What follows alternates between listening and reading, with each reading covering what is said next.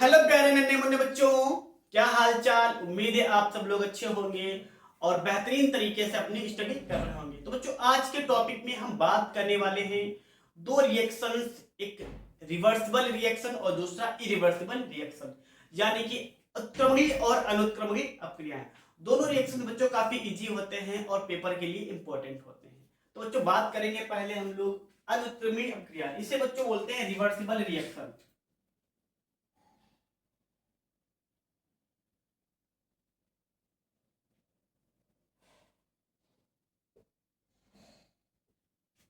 और बच्चों, इसे बोलते हैं इरिवर्सिबल रिएक्शन।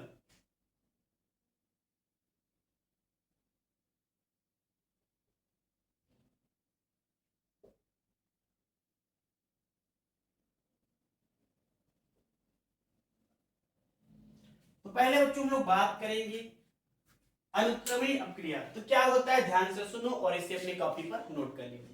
तो बच्चों, ऐसी क्रिया जो अग्र तथा पश्च दोनों दिशाओं में चलती है, यानी कि बच्चों हमें पता होता है रिएक्शन में अपक्रिया जब होती है तो एक तरफ अभिकारक होता है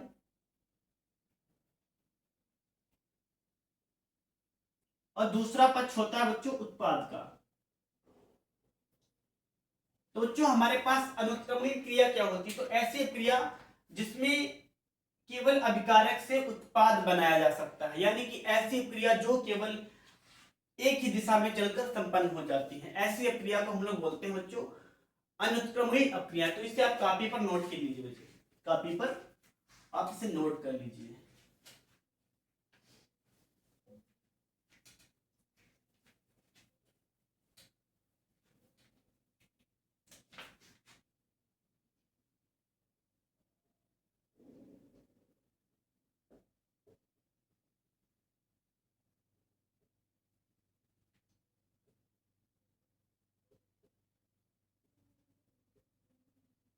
तो जो ऐसी क्रिया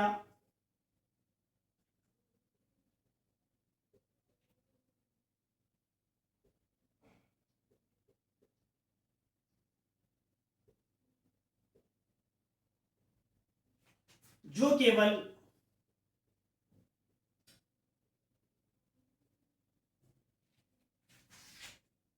एक ही दिशा में संपन्न होती है,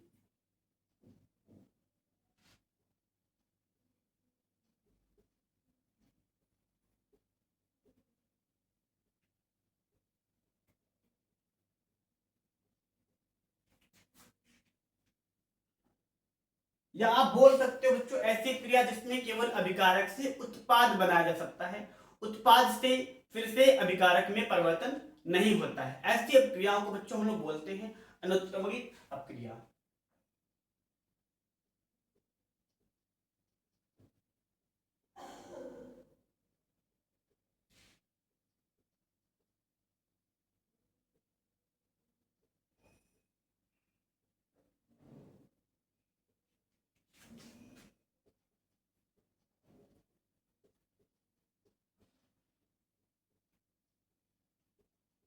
बच्चों, इसे एक दिशात्मक तीर के द्वारा दर्शाया जाता है, एक दिशात्मक।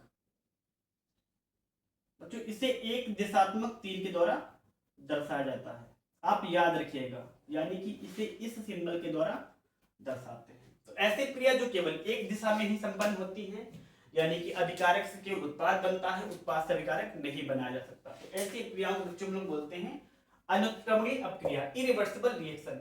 इसका बच्चों उदाहरण, यानी कि उदाहरण या एग्जांपल की हम लोग बात करें तो इसका आप आसान उदाहरण ले सकते हैं, किसी भी चीज का दहन, यानी कि आप किसी भी चीज को जला करके आप दिखा सकते हो, यानी कि कार्बन को जला दो, जिससे क्या करेंगे बच्चों, कार्बन को वायु के साथ जला सकते हो, कार्बन को वायु के साथ जला दोगे तो बनेगा बच्चों कार्बन डाइऑक्साइड गैस।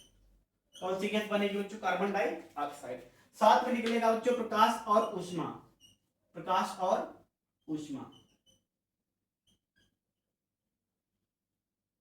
लोहे में जंग लगना भी बच्चों एक रासायनिक अपक्रिया होती है, यानी कि अनुत्क्रमणीय अपक्रिया होती है। लोहे में जंग लगना एक अनुत्क्रमणीय अपक्रिया होती है, उसका रिएक्शन दिखा सकते हो, आयरन प्लस बच्चों जल और साथ में ऑक्सीजन। तो क्या होता है बच्चों, जंग बन जाती है Fe2O3.X2। जंग का फार्मूला होता है बच्चों Fe2O3.X2। तो बैलेंस करेंगे बच्चों हम लोग, यहाँ पे 3 ऑक्सीजन है, यहाँ पे 2 ऑक्सीजन, क्योंकि जो हमारे पास जल वाला था ये पूरा H2O और ये H2O बैलेंस है, तो इसमें ऑक्सीजन के साथ हमें कुछ नहीं करना है। यहाँ पर देखते बच्चों, यहाँ पर 2 हाइड्रोजन 2 ऑक्सीजन है, यहाँ पर 3 ऑक्सीजन है, तो 2 और 3 का बच्चों हम लास्ट अगर निकाले तो 6 आता है, यानी कि यहाँ पर लगा देंगे हम लोग 3 और यहाँ लगा देंगे 2, जिससे हो जाएगा बच्चों 6 ऑक्सीजन इधर भी, 6 ऑक्सीजन इधर भी। हम जल के ऑक्सीजन की बात नहीं कर रहे हैं, तब यहाँ पर बैलेंसिंग की बात करते हैं। तो Fe हो जाएंगे बच्चों 4, तो यहाँ भी लगा देंगे 4। अब बैलेंस कर सकते हो आप टोटल ऑक्सीजन, 6 1 7 ऑक्सीजन, यहाँ भी 3 2 6 1 7 ऑक्सीजन। तो अब बच्चों ध्यान से देखो, यहाँ पर 2 लग गया है तो हमारे पास 2 H2O भी हो जाएंगे, तो यहाँ भी आप 2 लगा दोगे। तो इस तरीके से ये रिएक्शन भी दिखा सकते हो। पहली बात तो आपको एक इजी सा रिएक्शन लिख के दिखा दो, अगर आपको अच्छा दिखाना है तो इस रिएक्शन को भी लिख सकते हो। तो ये भी एक अनुत्क्रमणीय अभिक्रिया होती है, क्योंकि जब बच्चों लोहे में जंग लगती है तो वो लोहा पुनः जंग लोहे में परिवर्तित नहीं होता, तो ये भी एक अनुत्क्रमणीय प्रक्रिया होती है। तो और रिएक्शंस बच्चों लिख सकते हो, जैसे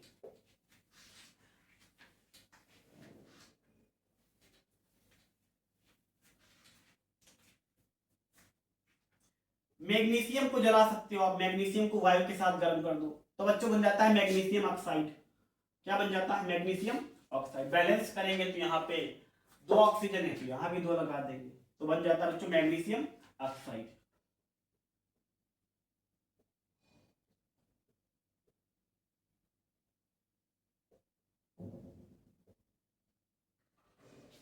इस तरीके से बच्चों उम्मीद है आपको अनुत्क्रमणीय अक्रिया समझ में आई होगी। अब बात करेंगे बच्चों हम लोग उत्क्रमणीय अक्रिया, यानी कि रिवर्सिबल रिएक्शन। उत्क्रमणीय अक्रिया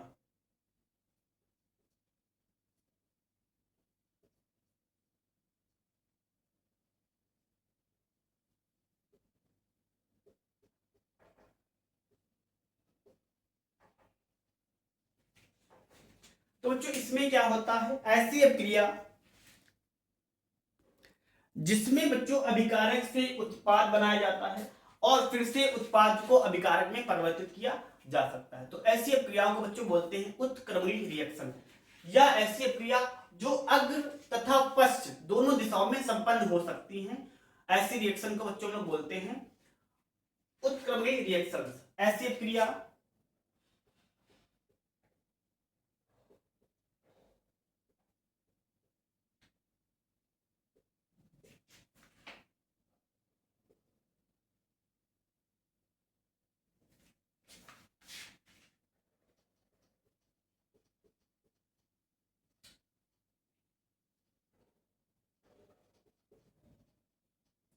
अग्र तथा पश्च दोनों दिशाओं में संपन्न हो सकती है।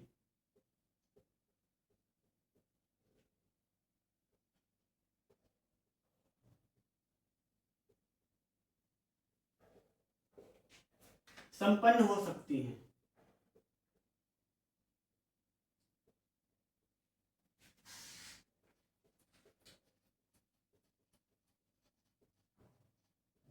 उत्क्रमणीय अभिक्रिया कहलाती है।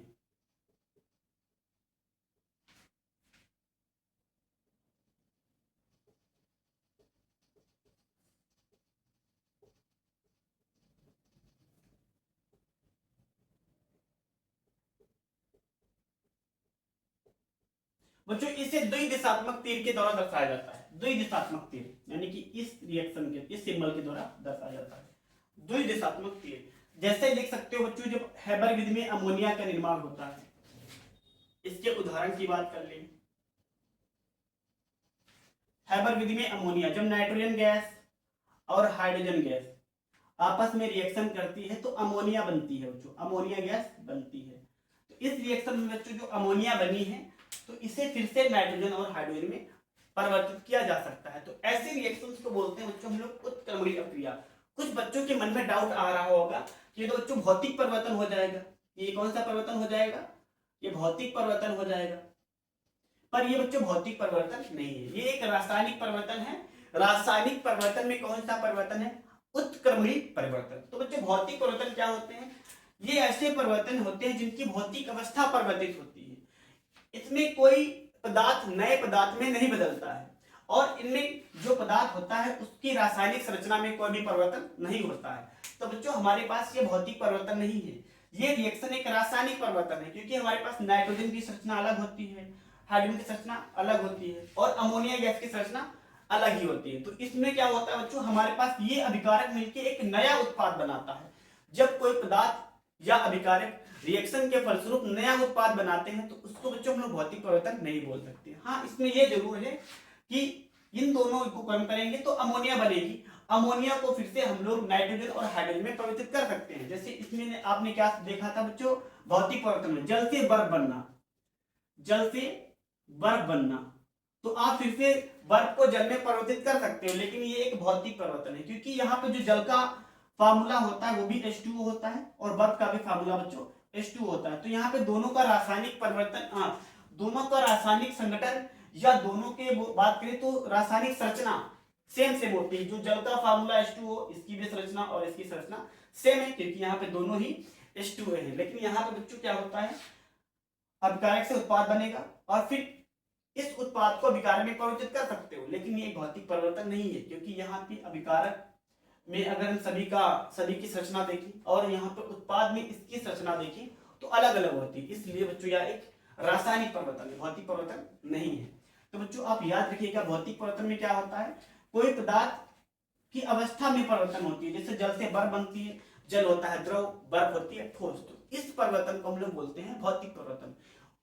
कोई नया उत्पाद इसमें नहीं बनता है, जबकि रासायनिक परिवर्तन में अभिकारक एक नया उत्पाद बना लेता है, एक नया पदार्थ बनाता है। ऐसी कंडीशंस को हम लोग बोलते हैं बच्चों रासायनिक परिवर्तन। और रासायनिक परिवर्तन के अंदर यह एक उत्क्रमणीय परिवर्तन है, जिसमें अभिकारक को उत्पाद में बदल सकते हो, उत्पाद को अभिकारक में भी आप बदल सकते हो। एक और रिएक्शन दिखाते हैं बच्चों, PCl5 को आप तोड़ सकते हो, PCl5 फास्फोरस पेंटाक्लोराइड को, ये टूट जाता है बच्चों PCl3 में और क्लोरीन गैस में। तो ये रिएक्शन भी आप लिख सकते हो। एक और लिख सकते हो, हाइड्रोजन गैस और आयोडीन गैस आपस में मिलकर बच्चों कौन सा बनाती है, हाइड्रोजन आयोडाइड। बैलेंस करेंगे, 2 हाइड्रोजन है 2 आयोडीन है, तो यहाँ पर भी 2 लगा देंगे। तो इस तरीके से बच्चों आप कोई भी रिएक्शन दिखा सकते हो इसमें जो अभिकारक से उत्पाद बना ले और उत्पाद को फिर से अभिकारक में परिवर्तित किया जा सकता है। तो ऐसी रिएक्शंस को हम लोग बोलते हैं बच्चों उत्क्रमणीय प्रक्रिया। तो इसे बच्चों द्विदिशात्मक तीर के द्वारा दर्शाया जाता है। ये रिएक्शन बच्चों आपको काम आएंगी अपघटन अपक्रिया और वियोजन अपक्रिया में काम आएंगे। यदि आपको ये रिएक्शंस नहीं आती हैं तो आपको अपघटन अपक्रिया और वियोजन अपक्रिया समझ में नहीं आएंगे। तो बच्चों इसे आप लोग जरूर समझें। यदि आपको एक बार में समझ में नहीं आया है तो पीछे वीडियो को पीछे कर लीजिए, एक बार फिर से देख लीजिए। तो उम्मीद है बच्चों आपको सभी रिएक्शन समझ में आए होंगे और वीडियो अच्छा लगा होगा। वीडियो को कमेंट करो, चैनल को सब्सक्राइब करो और इसे अपने दोस्तों में शेयर जरूर करो।